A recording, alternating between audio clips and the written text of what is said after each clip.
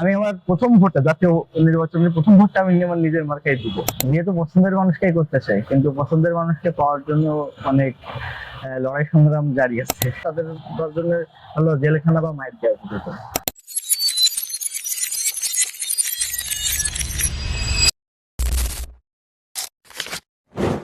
আপনার কাছে প্রথম প্রশ্ন হচ্ছে যে যশোরের খেজুরের রস নাকি ভৈরব নদীর হাওয়া? খেজুরের রস। খেজুরের রস, আচ্ছা। তারপর হচ্ছে যশোরের মানুষ আপনাকে কি বলে ডাকলে আপনি খুশি হবেন? কমরেড রাশেদ খান। কমরেড রাশেদ খান, আচ্ছা।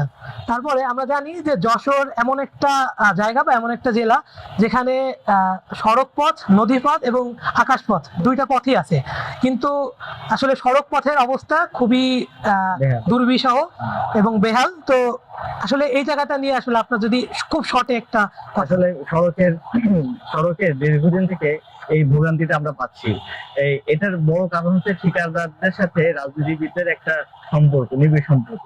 তো সেই জায়গাতে ঠিকাদাররা আসলে রাজনীতিবিদদের বিভিন্ন জায়গায় টাকা দিতে দিতে এই টাকা এই কাজের মানটা অনেক কমায় ফেলে। বিটুমিনাস দেয় 3 নম্বর 4 নম্বর, এখানে হলো গ্রানাইট পাথরগুলোতে খুবই নিম্নমানের, যার কারণে মাত্র 1 বছর 6 মাসের ভিতরে এই রাস্তাগুলো, সড়কগুলো কিন্তু নষ্ট হয়ে যায়। তো এই জায়গায় সুষ্ঠু যদি এই সম্পদের সুষ্ঠু বন্টনটা হতো, তাহলে সুষ্ঠু ব্যবহারটা যদি হতো, তাহলে সেক্ষেত্রে হচ্ছে রাস্তাটা ভালো থাকতো। রাজনীতি আপনার কাছে কি? রাজনীতি আমার কাছে একটা জীবন দর্শন। যশোরের যে ভিক্ষুক সমস্যা, এটা কিভাবে নিরসন করবেন? যশোরে আসলে ভিক্ষুকরা কেন তৈরি হচ্ছে, এটা একটা বড় কারণ। মানুষের জীবন মান কত তলানিতে পৌঁছালে একজন লোক ভিক্ষা বৃত্তি করে। তো এই জায়গাটাতে রাষ্ট্রের এই জায়গাগুলোতে দায়িত্ব নেওয়া উচিত।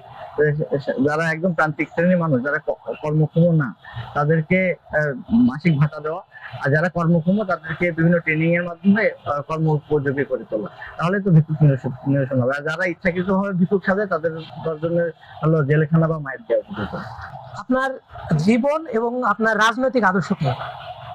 আমি একজন আমি প্রথমত নিজেকে একজন মানুষ মনে করি। আর আমাদের মানুষ হিসেবে আমার মৌলিক অধিকারগুলো, নাগরিক অধিকারগুলো যেন নিশ্চিত থাকে, সেটার জন্য লড়াই করা আমার অবশ্য কর্তব্য। আর এটাই আমার রাজনীতি। কাস্টমারকে কেন শ্রমিকের বাইরে সবার জন্য? কাস্টমারকে আমরা মূলত কৃষক শ্রমিকদের সংগঠিত করে এই কমিউনিস্ট পার্টি রাজনীতিটা করে।